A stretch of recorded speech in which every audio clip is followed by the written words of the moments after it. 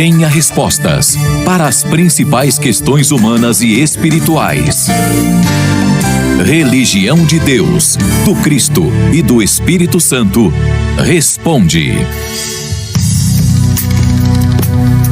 Olá, Deus está presente, viva Jesus em nossos corações para sempre.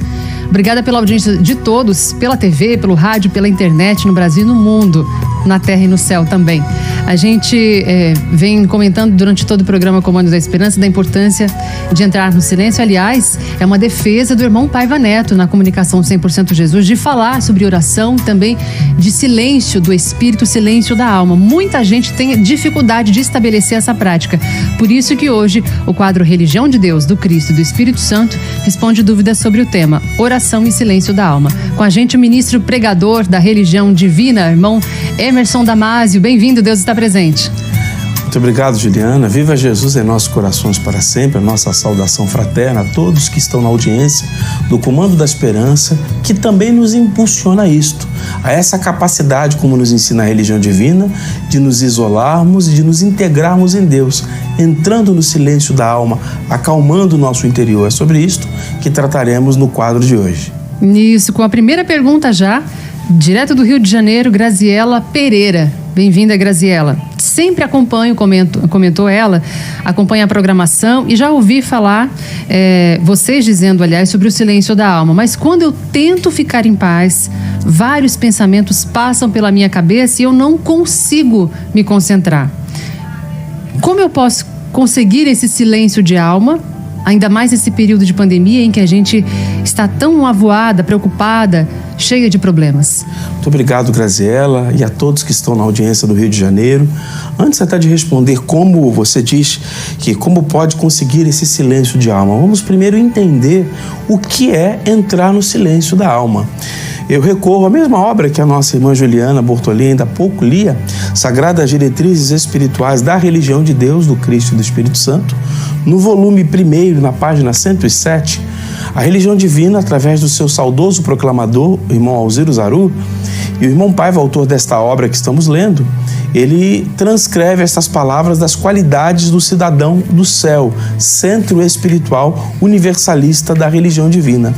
E a primeira qualidade diz o seguinte: saber entrar no silêncio é a capacidade de se isolar e de se integrar em Deus.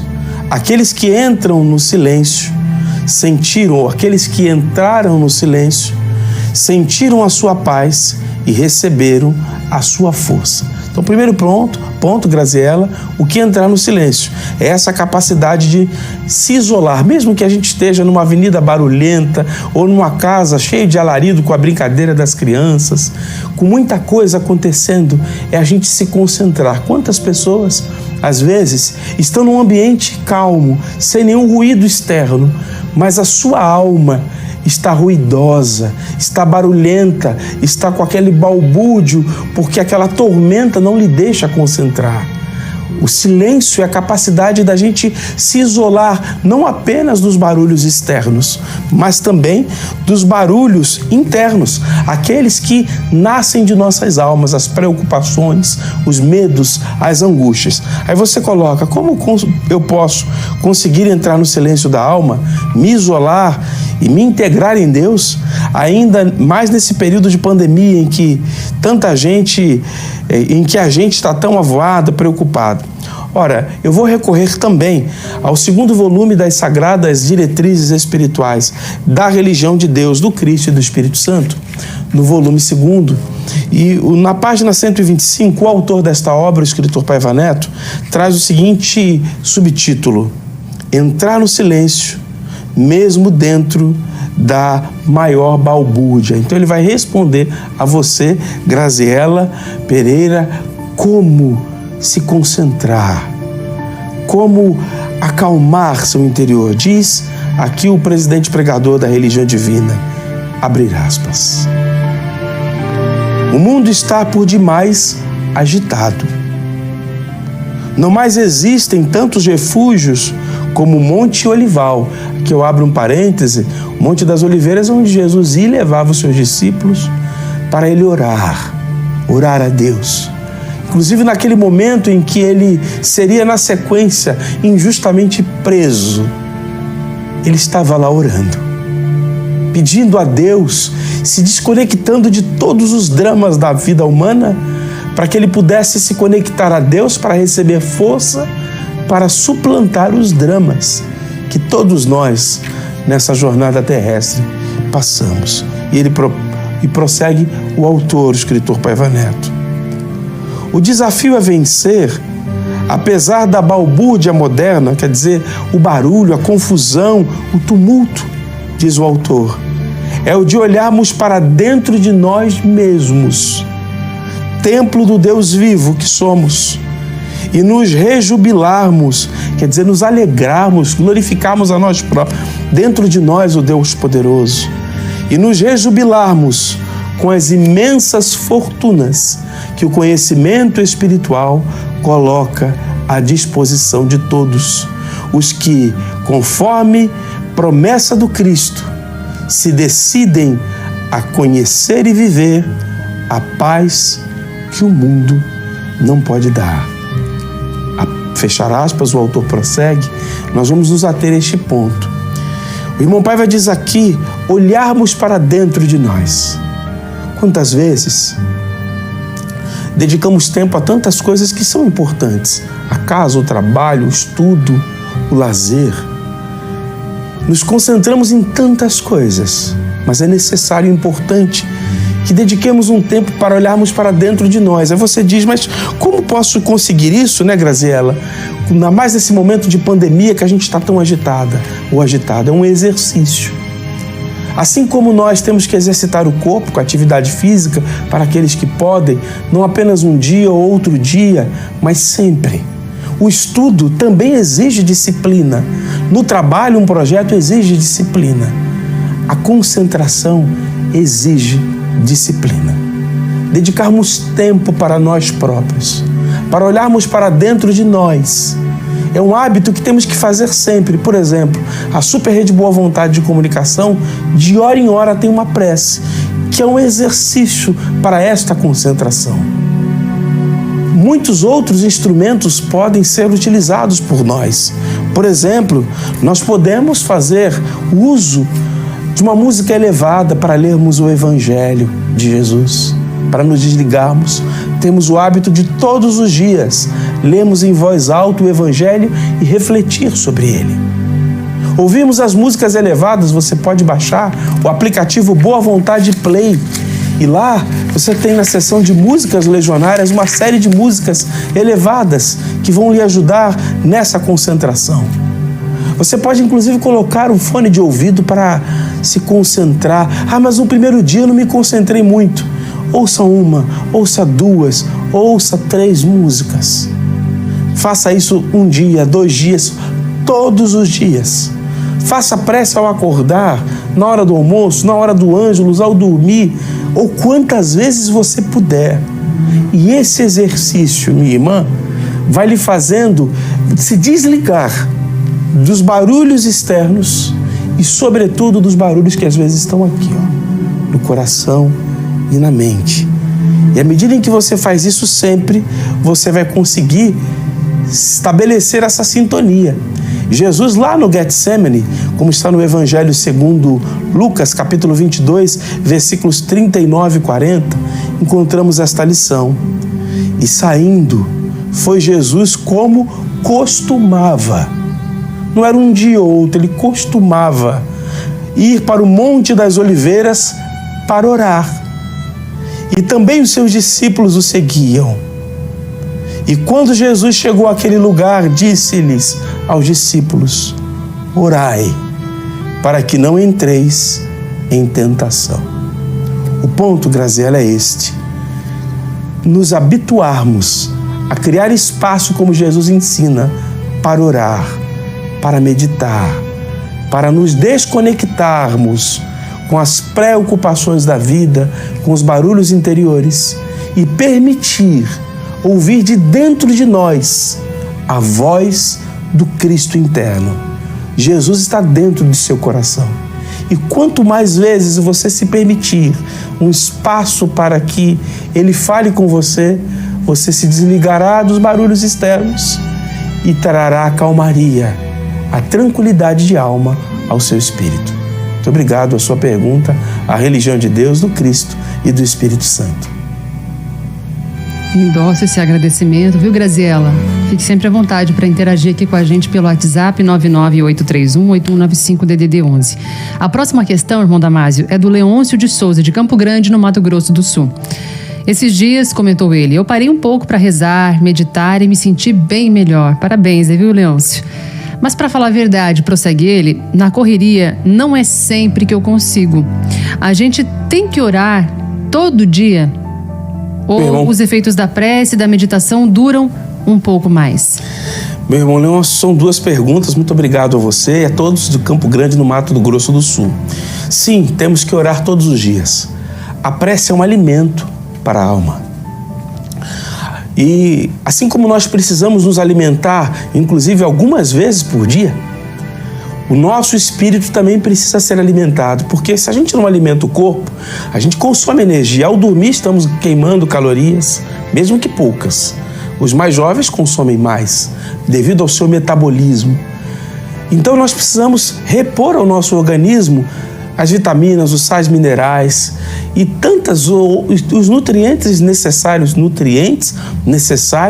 para que o nosso corpo fique são. Também espiritualmente nós gastamos energia e precisamos repor essa energia pela prece. Há uma prece que está no aplicativo Boa Vontade Play, sobre o qual falamos ainda há pouco. Você pode baixá-lo no seu celular, na loja de aplicativos. E lá você vai no fone de ouvido e nele aparece a seção de mensagens e preces.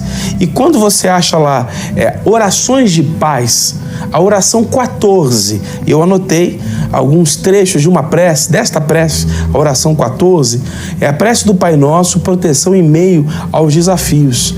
Nesta prece, o Criador da comunicação 100% Jesus diz assim, aqui são as minhas anotações do que ele fala e você poderá ouvir quantas vezes puder, meu irmão Leôncio. Ele diz assim, o irmão Paiva Neto, o corpo humano não precisa de alimento, o espírito, a alma, precisa do alimento da oração. E ele prossegue, como é que eu consigo forças para permanecer há mais de 60 anos nesse bom combate, nas instituições da boa vontade de Deus? Ele mesmo responde, porque nas horas de grande dificuldade, sabe o que eu faço? Eu vou orar. Orar dá certo, eu já disse aqui, faz um bem à nossa alma. Então ele diz que o espírito, a alma, precisa do alimento da oração. E quantas vezes nos alimentarmos? Sempre. Você diz assim, os efeitos da prece, da meditação duram um pouco mais? O efeito da prece, meu irmão Leôncio, da oração, da reza, da meditação, pode durar mais ou mesmo, a depender da nossa sintonia, de como nós permaneceremos após a prece. A sintonia é a nossa ligação com Deus. À medida em que nós estamos ligados com Deus, claro que estamos, porque oramos para nos conectar com esta força divina que nos sustenta na terra. A religião divina brada, entremos na frequência divina que nos fez nascer no universo e nos sustenta na terra. Mas quantos de nós, às vezes, depois da prece, entra nas suas preocupações e não se lembra de Deus, vai resolver uma situação difícil? O próprio irmão Paiva diz, eu não faço nada, não tomo nenhuma decisão sem antes fazer uma prece. Ele mesmo diz em seu blog que amar é uma oração. Quando agimos com amor, e Deus é amor, João Evangelista aprendeu com Jesus e anotou em uma de suas epístolas, mantemo-nos na sintonia de Deus, portanto, numa sintonia de prece. Cada vez que estamos amando, e devemos fazê-lo sempre, então se amar é uma oração, estaremos em permanente oração. Então os efeitos da prece, portanto da inspiração divina, permanecerão conosco. O irmão Paiva também em seu blog, ele diz o seguinte, que a face de Deus é o amor. Quanto mais amamos, mais Ele se manifesta em nós. Então, o efeito da prece, olha aí. O que nós queremos como efeito da prece, meu irmão Leôncio? É que Deus se manifeste em nós, a nos inspirar, a nos fortalecer, a acalmar o nosso coração, às vezes, diante de tantas lutas. E para isso é preciso amar. A face de Deus é o amor. Quanto mais amamos, mais Ele se manifesta em nós. Mas Jesus, meu irmão, Ele, sabendo que nós podemos o tempo inteiro mantermos-nos na sua frequência divina, ainda assim, Ele chama-nos a atenção da importância de orarmos sempre, como Lucas narrou no capítulo 18, nos versículos de 1 a 18, a parábola do juiz Inico. No versículo 1 diz que Jesus vai nos falar sobre o dever de orar sem jamais esmorecer. Orar sempre, sempre. E ele diz que havia uma viúva que ia a um juiz que era iníquo, portanto injusto, mau, e pedia a ele: julga a minha causa, julga a minha causa. Mas esse juiz não temia a Deus nem a homem algum e não queria julgar a causa daquela pobre viúva. As mulheres nem eram contadas naquele tempo e as viúvas sofriam muito.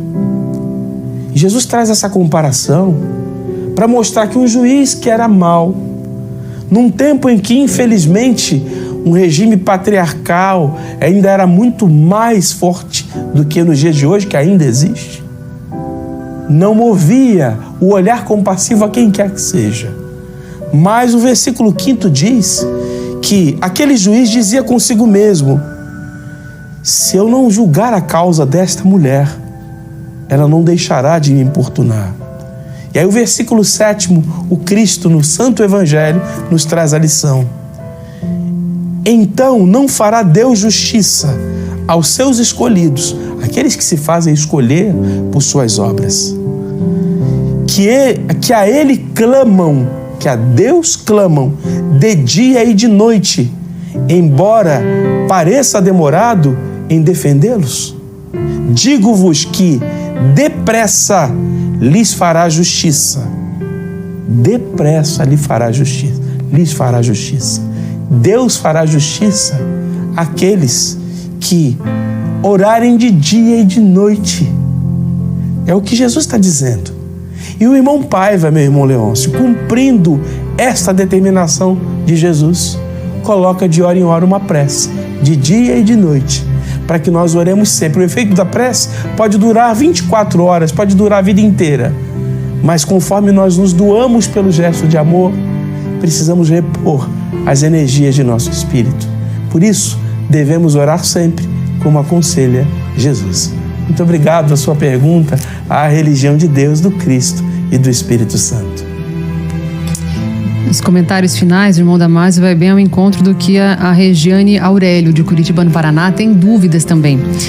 Ela comenta, dizendo aqui o tamanho, mostrando o tamanho do seu coração. Que generosidade. Eu tenho rezado muito pela humanidade. Parabéns, viu, Regiane? Mas acho que sozinha não faz tanto efeito.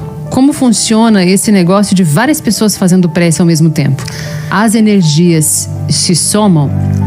Sim, Regiane, as energias se somam. Vou começar por sua última pergunta. Você trouxe pelo menos duas. Todos nós somos geradores de energia. Boas ou não tão boas assim. Tudo vibra, tudo vibra. Paulo apóstolo dizia que estamos cercados, ladeados por uma multidão de testemunhas invisíveis. Espíritos bons ou não tão bons que se aproximam de nós de acordo com as nossas energias, de acordo com aquilo que a gente pensa, sente e faz. É aquilo que a gente fala também. Eu recorro, por exemplo, Regiane, ao 3º volume das Sagradas Diretrizes Espirituais da Religião de Deus, do Cristo e do Espírito Santo. Na página 52, o autor, o escritor Paiva Neto, nos traz esse título: O mundo precisa de bons exemplos. Ele diz assim, abrir aspas: o povo diz que o pensamento é força.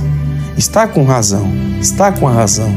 De certa forma, repete o que Jesus ensinou no seu Evangelho segundo Marcos, capítulo 9, versículo 23 e capítulo 11, versículo 24. Tudo é possível àquele que crê. O que pedide na prece, crede que havereis de receber e vos será concedido. Fechar aspas, vou me ater a este ponto. O nosso pensamento tem força, como diz o ditado popular. Então, tudo é possível àquele que crê, disse Jesus. E agora imagine a força de tantos pensamentos juntos. Nas Sagradas Diretrizes Espirituais da Religião Divina, agora no volume 2, na páginas 265 e 266, o irmão Alziro Zaru, o irmão Paiva, transcreve, essa obra dele, o irmão Paiva, que transcreve as palavras do saudoso proclamador da religião divina, no título A Vitória, subtítulo A Vitória pelo Pensamento, pela Força da Fé. E o proclamador da religião divina, num dado momento, diz assim: está nas mãos de vocês melhorarem suas vidas. É só saber manejar a força mental. Por exemplo, mentalizar a cura de uma enfermidade qualquer.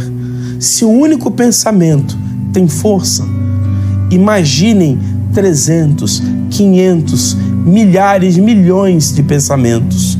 Esta é a força da corrente da boa vontade, da religião de Deus, do Cristo e do Espírito Santo. Vimos aqui a força da corrente, dos vários pensamentos. Aí você pergunta, como funciona esse negócio de várias pessoas orando ao mesmo tempo? Não lerei a passagem, o tempo não dará, minha estimada irmã. Mas nos Atos dos Apóstolos de Jesus, capítulo 12, a partir do versículo 5, mostra que Pedro, apóstolo, estava preso injustamente. Mas a igreja orava incessantemente por Pedro, todos ali na igreja. E aí aquela força da oração moveu um anjo de Deus, que foi ao cárcere onde Pedro estava preso e o libertou. Mas narra os Atos dos Apóstolos que a igreja orava incessantemente. Se cada um de nós emana uma vibração, uma força, imagine 300 pessoas emanando força. Essa força chega até Deus, essa corrente de oração chega até Deus. Você pega um palito, aquele que as pessoas colocam às vezes amassando amor, ou um churrasquinho quando faz um final de semana, você quebra facilmente um palito. 2, um pouco mais de dificuldade. 3, mais difícil. Mas 10, 20, a gente não consegue. Essa força nos impulsiona a vencer. Por isso a corrente da boa vontade teremos, daqui a pouco, a corrente ecumênica de prece do templo da boa vontade. Seja qual for o desafio que você enfrente, nós juntos vamos orar com você e por você, para que a vitória, como diz esse título, a vitória pelo pensamento, pela força da fé. E a religião divina nos impulsiona a fé realizante. Religião de Deus, do Cristo e do Espírito Santo. Responde. Tudo o que você gostaria de saber sobre as principais questões humanas e espirituais. Aqui, na Super Rede Boa Vontade de Rádio.